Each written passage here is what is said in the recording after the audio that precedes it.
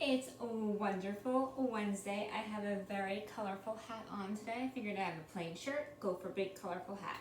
We are going to be reading the next chapter in the Panda Puzzle. Now, you guys have to make sure you're listening to this book every day. Why? For a few reasons. I'm taking the time to read it to you, so you need to take the time to listen to it. It's posted in our Google Classroom, so you need to follow all the instructions in our Google Classroom. If you want to earn your prizes that Ms. Magnuson has on order for you, you will listen to the book. And plus, it's a part of our reading class. We're discussing it in our reading class, so you need to be reading it every day. All right, now that I said that, the next chapter, chapter 3. I'm hungry, Nate announced. Can we go home?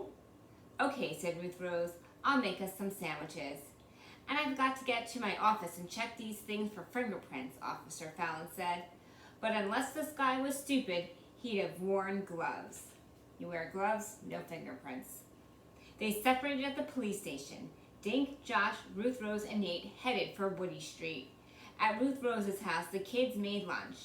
Nate took a sandwich to the living room to watch a dinosaur video. Dink, Josh, and Ruth Rose ate theirs at the kitchen table. Pal snoozed at Josh's feet. It's almost 1 o'clock, Dink said. 11 hours till midnight. So where do we start looking for a panda kidnapper? Asked Josh. It could be anyone, Dink said. Ruth Rose chewed slowly. Not anyone, she said after a minute. If that knife really was the kidnapper's, maybe he's a fisherman. All right, so who are the crime solvers in this book so far? We have Dink, Josh, and Ruth Rose, right? They are the crime solvers.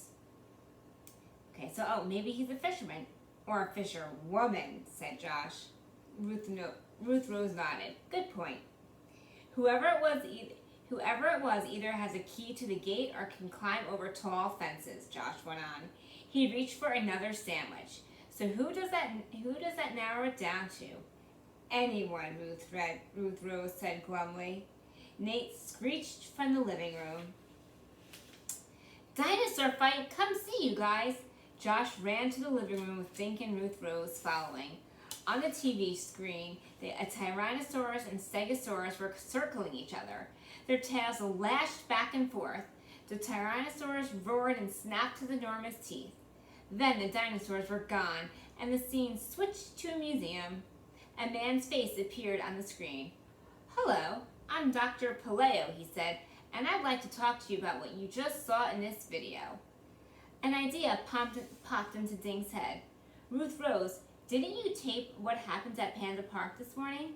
Why don't we watch your video? Maybe we'll see some clues. Ooh, yes, we need clues. Good idea, Ruth Rose said. Do you mind, Natey? Can I have a cookie, Nate asked, grinning at his sister. Sure. Bring the box in here so we can all have some, okay? Okay, Nate said, racing toward the kitchen.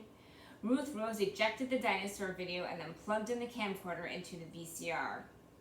The VCR is where you used to be able to watch movies. Now you guys watch everything on the DVR. Nate came back with the cookie box. Josh reached for one as Ruth Rose hit the play button. The kids watched as Tom Steele, Irene Napper, and Flip Francis came on the screen. Seconds later, Ping emerged from her cave. Ping looked around, froze, then turned her head sharply. Suddenly, she rushed forward and began throwing herself against the fence. She sure looks angry, Dink said. You'd be mad too if someone stole your baby, Josh said. It looks like she's trying to attack someone on the outside of the fence. There they are, watching that TV, looking for clues, just like we are in our books.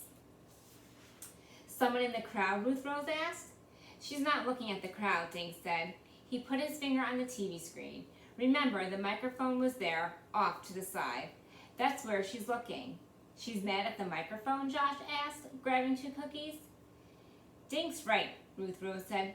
Ping is looking at the people standing at the microphone. Dink, Josh, and Ruth Rose stared at the TV screen.